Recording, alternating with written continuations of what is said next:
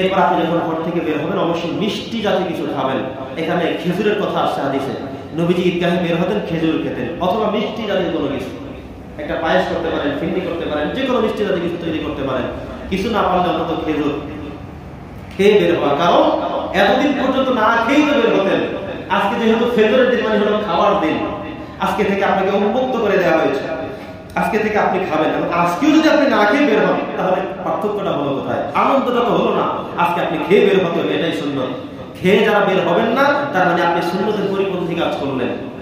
মনে থাকবে তো, বাসা থেকে বের হবেন তো বের হওয়ার সময় কিছু একটা খেয়ে তারপরে বের হবেন।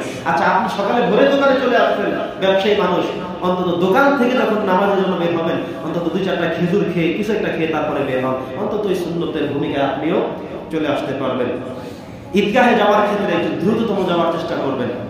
আমাদের মসজিদে ঈদের নামাজ দেওয়া হচ্ছে 8:30টায়, 8:30 এখন আপনারা তো শুধুমাত্র 8:30 আসবেন, কিন্তু তার আগে হুজুররা আসবেন, কিছু যে গুরুত্বপূর্ণ কথা বলবেন, ঈদের যে নিয়ম কানুন বলবেন, আপনি তো ওটা শোনার প্রয়োজন মনে করেন না।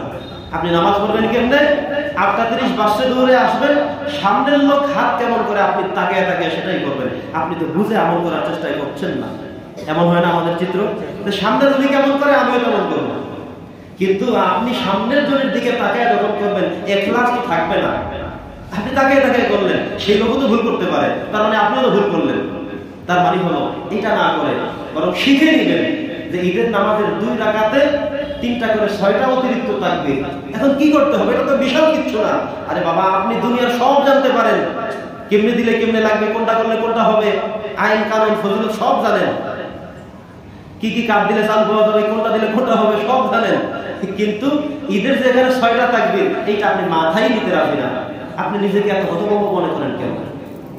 এত মেধাহীন আপনি মনে করেন কেন? আপনাকে সিদ্ধান্ত নিতে হবে ঈদের নামাজের অতিরিক্ত 6 তাকবীর আমাকে জানতেই হবে।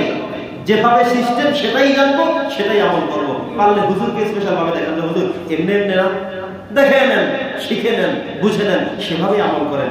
সামনের ব্যক্তি কেমন করবে সেই নিয়তে 8:30টায় চলে আসবেন, এই কাজ কেউ করবেন না। আমরা আশা করবো, আমরা শিখবো, সেভাবেই বাস্তবায়ন করেন ইনশাআল্লাহ।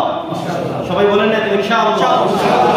তো আগে বাগে মসজিদে আসবো। 8:30টায় যদি নামাজ আমাদের থেকে থাকে, আমরা 4:30টা থেকে মসজিদমুখী হব। অন্তত 8টার মধ্যে যেন মসজিদ ফিলাপ হয়ে যায়।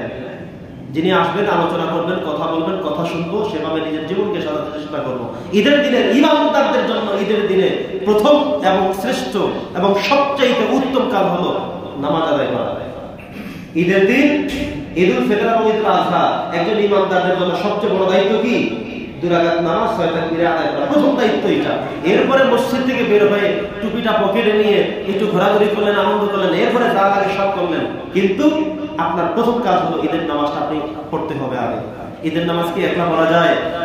8:30টায় নামাজ যদি হয়, আপনি 9:30টায় আসলেন যে নামাজ শেষ, কোনো লাভ হবে না।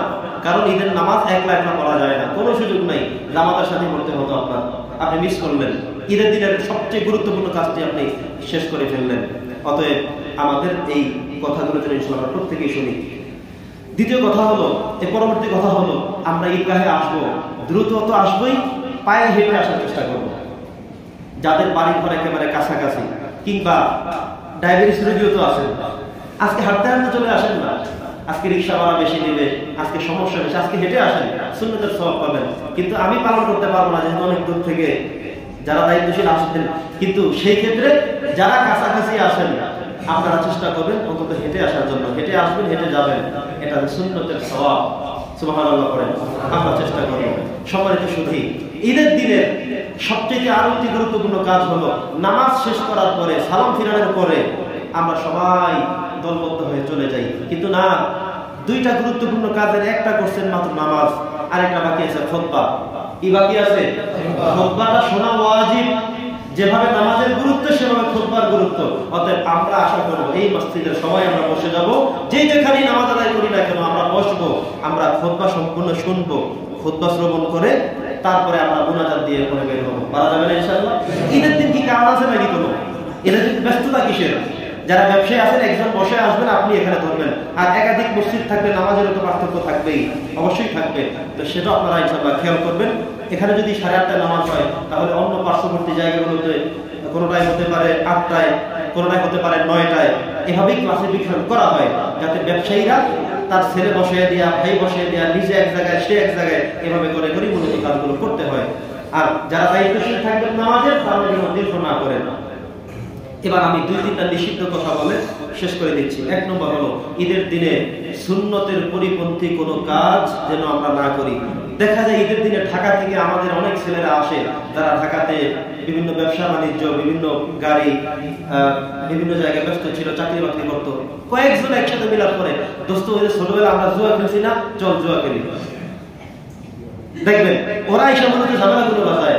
তা আপনার সন্তানের দিকে আপনি কিন্তু লক্ষ্য রাখবেন, ছেলে গেল কোথায়, আনন্দ করতে করতে কোথায় গিয়ে বসছে। ও অনেক টাকা নিয়ে আসছে, এখন বাড়িতে এসে যাওয়ার সময় বলে আব্বা ভাড়াটা শেষ হয়ে গেছে। কেন? ওই যে জুয়ার আসলে বসছিল, সব শেষ, কপাল খারাপ, আল্লাহ লানত এখানে আসছে। এই কাজগুলো করা যাবে না। ঈদের দিন বরকতপূর্ণ দিন, এই দিনে আনন্দের কাজ করতে হবে, কিন্তু এই জায়গাটা আনন্দের না। এটা কাউকে আনন্দিত করে এবং যাদের থেকে ছুটে যায় তারা অনেক বেশি কষ্ট পায়, এবং এটা সম্পূর্ণই হারাম। খেলাটাই হারাম, না যায় কবিরা গুনাহ, আর কোনো ফতোয়া নাই। এই কাজগুলো যেন আমরা না করি।